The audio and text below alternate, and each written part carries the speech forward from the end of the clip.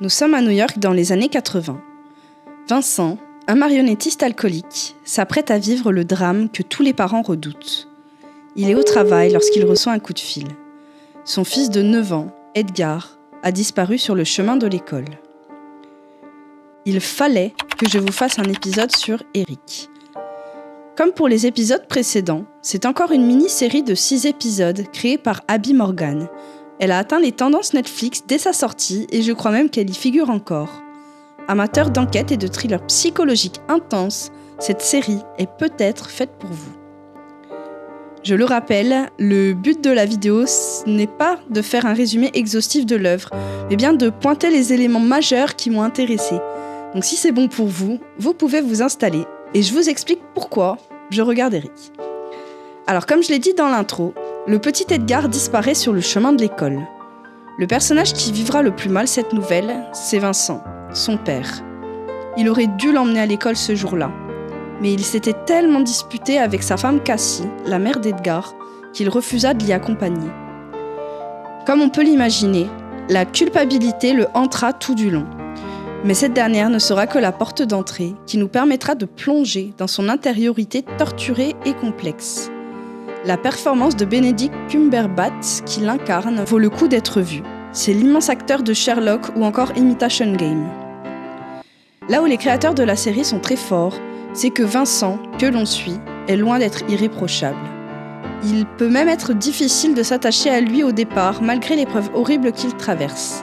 Inattentif, parfois père défaillant, le couple formé aussi avec sa femme est présenté dès les premiers épisodes comme au bord de la séparation. Vincent, qui a priori tout pour être heureux, est enfermé dans l'alcool et le travail. Il n'offre que peu d'affection à sa famille, et ce, même si son fils semble partager la même passion que lui, celle du dessin. La construction de ce personnage est donc complexe et emplie de dualité, et ça bien avant le drame de la disparition de son fils. Évidemment, les choses ne vont pas s'arranger après. Son agressivité l'éloignera peu à peu des gens qui l'entourent, le laissant quasiment seul, en proie à sa détresse et à ses démons. Ce parcours qui nous est présenté dans la série sera un petit peu comme une marche à travers ses ombres. En tant que spectateur, il faudra s'accrocher, car ses tourments psychologiques sont exposés sans détour ni édulcorant. La particularité de cette exhibition, c'est que le personnage sera accompagné, entre guillemets, d'une marionnette. Cette dernière n'est pas réelle, c'est une hallucination qui porte les traits d'un nouveau personnage de son show, Eric, comme la série, donc très important. Eric, pour moi, c'est l'incarnation visible de ce qui souffre chez Vincent, ce qu'il n'accepte pas, ce qu'il est, ce qui le tourmente. C'est un monstre qui marche avec lui. Personnage à part entière, son attitude envers Vincent va devenir de plus en plus violente au fur et à mesure de l'enquête. Au départ, ce sera des petits commentaires cyniques qui deviendront bien vite des insultes, des critiques intrusives, des ordres et des attaques physiques. On se retrouve impuissant comme son entourage et le voyons sombrer encore plus dans l'alcool, dans la drogue, dans l'insomnie, dans l'isolement. Clairement, même si l'enquête pour retrouver Edgar est le point de départ de l'histoire, la quête de restauration du lien avec son fils poussera Vincent à explorer ses failles les plus profondes, les plus douloureuses, mais aussi les bas-fonds de New York. Dit comme ça, c'est sombre, c'est vrai. Mais le scénario offre de belles lueurs d'espoir, puisque cette obsession pour retrouver son fils va en quelque sorte le garder en vie et provoquer le début d'un parcours vers le mieux. Cette enquête sera aussi l'occasion de dresser le portrait des inégalités qui gangrénaient le New York des années 80. Époque révolue, certes, mais les problématiques constituent un écho encore bien réel aujourd'hui que j'avais à cœur de développer un peu ici, puisque la critique sociétale a rendu mon visionnage vraiment plaisant. La série aborde donc sans détour des sujets tels que le racisme, l'homophobie, la maladie mentale, le politique corrompu et violent. Je ne veux pas trop en dire, mais la disparition d'Edgar permettra l'émergence d'une autre enquête autour d'un club aux pratiques douteuses. Tout du long, la communauté afro-américaine est particulièrement touchée par la pauvreté, la violence et la discrimination. Il y a plusieurs exemples, mais je vais me focaliser sur le personnage du concierge de l'immeuble où vit la famille d'Edgar, George Lovett, J'ai adoré ce personnage. Donc cet homme vit dans ce qui semble être le sous-sol de l'immeuble. Son appartement est vraiment miteux.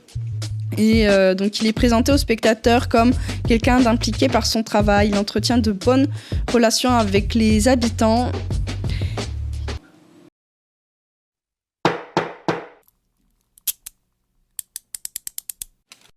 C'est un homme noir, seul. Il apprécie la compagnie d'Edgar. Il est le coupable idéal. Ce point d'entrée-ci va me permettre d'évoquer aussi comment l'accès à la justice est déséquilibré à cause de la discrimination envers la communauté noire. Et la série le montre relativement bien, je trouve. Donc, un enfant noir qui avait disparu quelques mois auparavant, Edgar, donc qui est blanc, ne bénéficiera pas du tout de la même attention des enquêteurs pour être retrouvé. Sans surprise, il y a aussi un énorme fossé entre les riches et les pauvres qui est réellement montré dans la série. Vincent vient d'un milieu favorisé, c'est le fils d'un millionnaire. Malgré son statut d'artiste et son alcoolisme, on voit qu'il vit quand même dans un quartier très aisé, il a accès à des contacts. Edgar, lui, bénéficie donc d'un accès à la culture depuis son enfance. Il est montré comme étant très très vif, très très créatif, très très cultivé. À l'inverse, beaucoup d'autres personnages de la série, des personnages afro-américains, mais pas que, évoluent vraiment dans des quartiers totalement à l'opposé de ce qui nous est montré pour la famille d'Edgar. Et là où c'est intéressant, c'est que le contraste va être amené à son paroxysme. Les personnes les plus marginalisées vivent en fait dans une ville de fortune, dans les égouts de New York. Leur vie est là-bas en danger à chaque instant. Et ces personnages en grande difficulté sont prêts à tout pour survivre en fait, pour de l'argent ou pour de la drogue. Donc ça c'est bien montré dans la série aussi, donc c'est un aspect qui m'a plu. Et enfin, la série traite de l'homophobie. Il y a plusieurs destins d'homosexuels représentés dans la série. Donc des remarques déplacées, des blagues graveleuses, des entourages qui sont très jugeants. Mais là encore, le curseur est poussé au maximum puisque le détective devra percer à jour un trafic de jeunes hommes et même un meurtre. Voilà.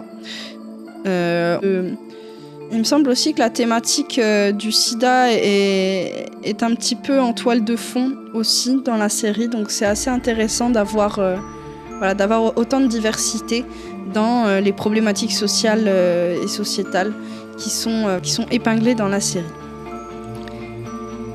Le scénario, vous allez le voir, prend le temps de développer plusieurs aspects des personnages et plante le décor. Ça peut ne pas convenir à tous les spectateurs, mais si vous êtes intéressé par ce genre de choses qui font réfléchir, vous allez aimer.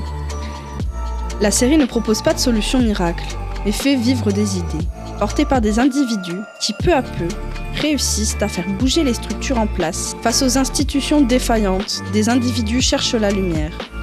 Amateurs d'enquête et de psychologie, de sociologie peut-être, de politique, ou en tout cas de sujets de société, vous pouvez regarder cette série les yeux fermés.